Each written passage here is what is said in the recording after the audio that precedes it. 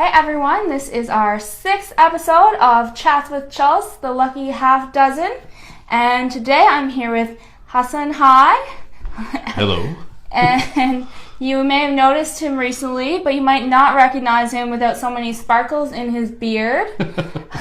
As a cover boy for the MerB'ys calendar. It might help if I took my shirt off with a tail on there. Yeah, that would probably do the trick. So he is up to so many awesome, amazing things. And as you guys know, this is all about younger people who are creating awesome here in St. John's. So I guess, do you want to get started and tell us a little bit about what you've been up to lately? Sure. So as you were kind of alluding to there, my most recent project is the Mer B'ys, the 2018 Mer B'ys calendar. And so for those who may not have heard of it, it's a bunch of bearded fellows looking somewhat like myself, shirtless, putting on a merman tail, and we dubbed it Mer B'ys because, of course, the Newfoundland angle.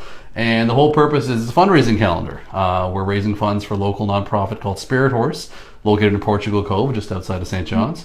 And we're having a lot of fun doing it. So one is the fundraising aspect, which is 100% of proceeds going towards this charity. But the other aspect is that it's really great. So I founded in January of this year the Newfoundland Labrador Beard and Mustache Club. The shirt, shh, it's Lucy here. Doesn't want. The NL Beard and Mustache Club is a social club for anyone who appreciates facial hair. You can tell I'm. So you don't have to have a beard, you just have to appreciate beards? You do not need to have one. So women are welcome. It's an inclusive club. There are members who do not have facial hair, men and women. But one of the main things is it brings people together who are focused on doing some form of social good. Our big focus is volunteering and giving back to the community. So we've done a bunch of fundraisers over the year. We're raising our profile through like baby steps. We're getting bigger. Our first meeting in January was 2 people, myself being one of them. And we grew slowly from there. And then in August, it kind of exploded.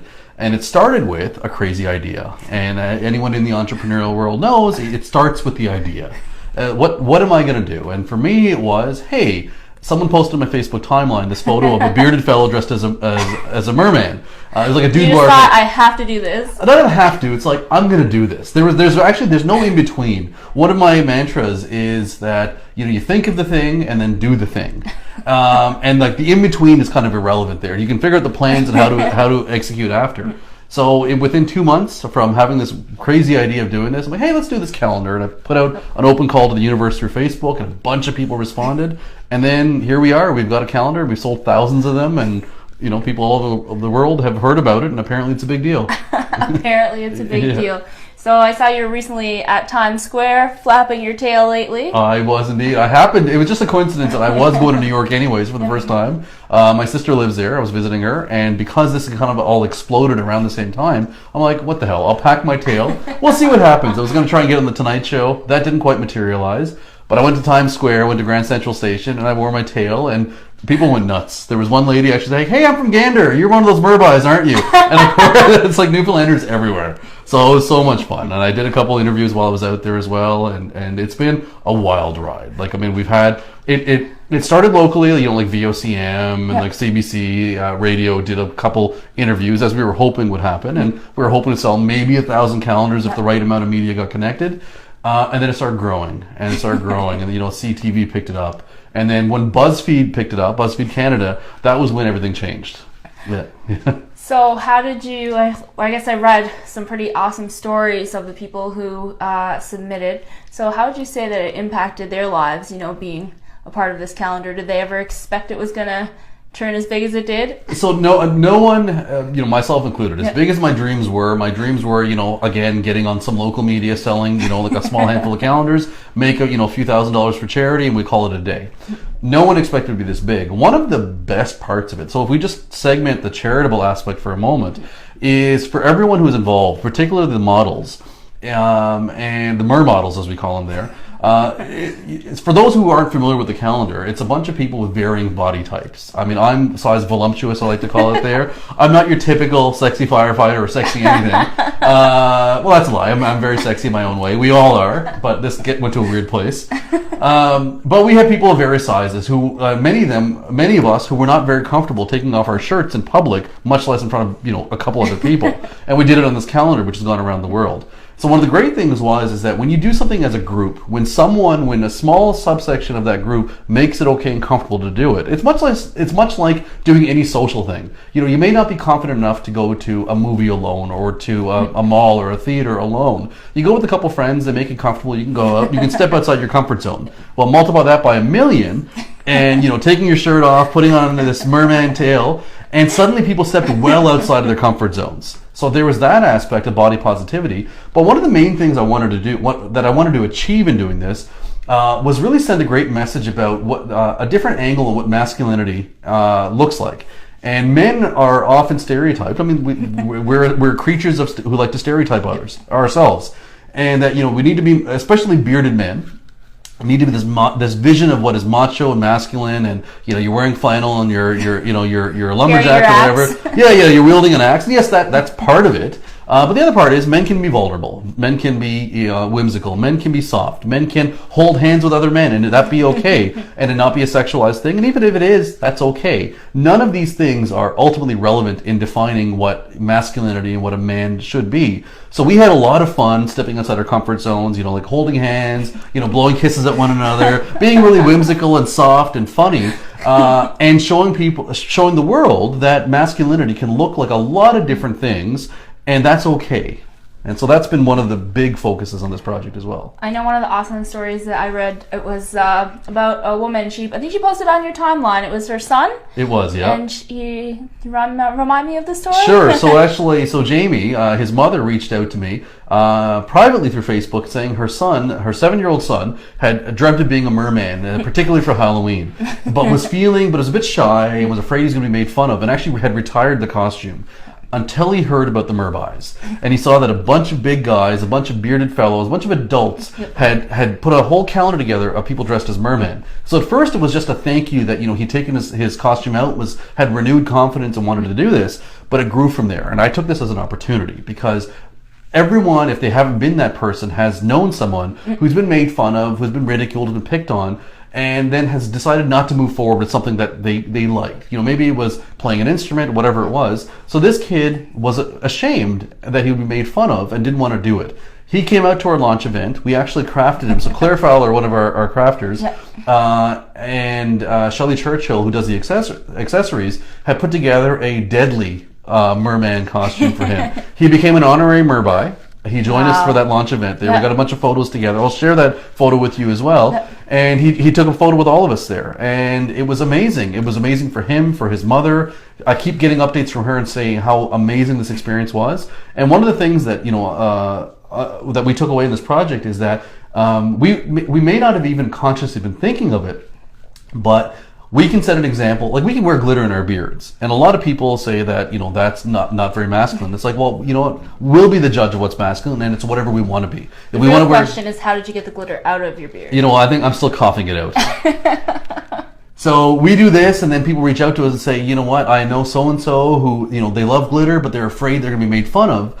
We can be good role models. Say, we can do whatever we want to do. We can be whatever we want to be, as can you. And if anyone tells you otherwise, tell them to come talk to us.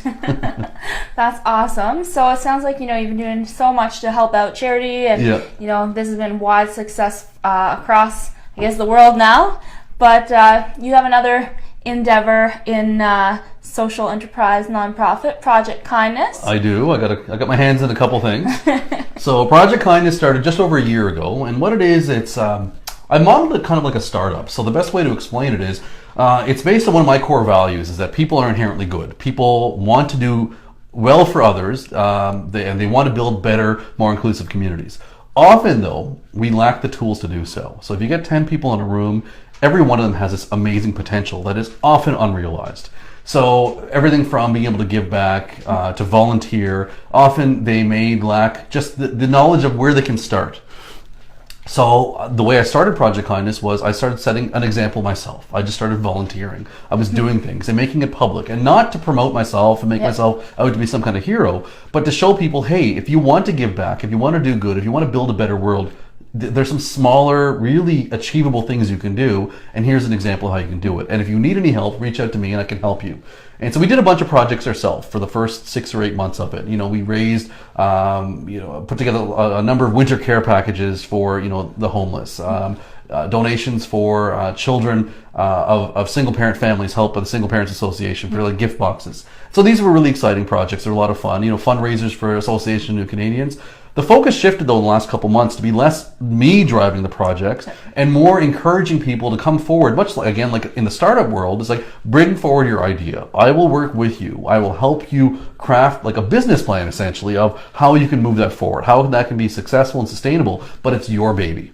And the intent is that I'm one person, and and every one of us is one person. Yeah. We can all have an impact in the community around us, in the world around us. But when we get together, when one person can encourage 10 other people, which we can, to do something, and those 10 people encourage 10 more people, there's this ripple, this incredible, wonderful, powerful ripple effect of we can literally change the world. And so Project Kindness, in a very not so humble way, the intent is to change the world, starting right here, by encouraging people to do something to help others.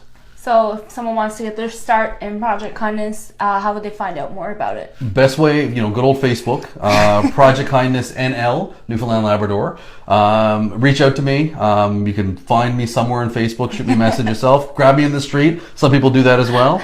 Get a hold of me, pitch me your idea. I'm not going to give you any money, I got none, but I can give you my time, which we all have, and we can work together, craft something really cool, and I can guide you towards being successful in your own way. So I guess with all these projects, you've been talking about, getting them out there on social. So, what are some of your favorite tips for getting things seen, I suppose? I'm going to go back to, so with the MerB'ys project, and when this really exploded is when we got picked up by BuzzFeed Canada. Yeah. And the reality is that, not that I hide this, but we weren't picked up by them. I actually wrote them. The key thing is don't be complacent. Don't wait for someone to notice you. Make yourself be noticed. Local media, I reached out to them for the most part. It reached a point where then the tide had changed and everyone was coming to me. But there was a lot of hard work initially in reaching out to so-and-so. So the few contacts I had, local media is relatively easy in the sense that they already know you. They're always hungry for good stories. National and international media, it's much harder to get a hold of. I had literally, it was around Halloween, and BuzzFeed Canada, of course I'm aware of them. There was a couple other stories about Newfoundland. One was there was some teachers in CBS and they had some great costumes, and that story was trending on BuzzFeed. And I'm thinking, I wonder how you can get on BuzzFeed. I wonder what it takes to get noticed. And up until that point, I just been sort of tagging them in some posts, but I'm sure they get 1 million tags. So I looked at one of their articles, and that one about the Halloween costumes, and I looked for who the author was. And then I saw the fellow, when he clicked through, he go to his Twitter handle. I'm like, well, I'll just shoot him a DM. So I said, and really, briefly, I sent him a couple photos, said, hey, here's a project we're doing. It's a cool story. Can I tell you more about it? And he got back to me a couple hours later and said, you know what? This is super exciting. Can we do an interview today? And actually, I was at work on my lunch break. I'm like, oh, okay, we'll do a BuzzFeed interview. It was crazy. And we did that, and then it went nuts. And from there, and it all started with, quite literally, me having my idea and not being afraid to reach out to someone and pitch that idea. Wow, so that's an awesome story. So thank you for joining us. There's so much great advice in this one for helping out your communities. And we will see you next time on episode 7.